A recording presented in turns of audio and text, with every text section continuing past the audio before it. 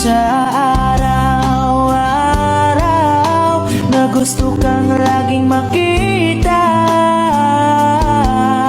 nasasabik sa iyong paglalambing. Pati nakikita, ang puso ko'y nanghihina, na para bang pag wala ka, wala na rin saysay ang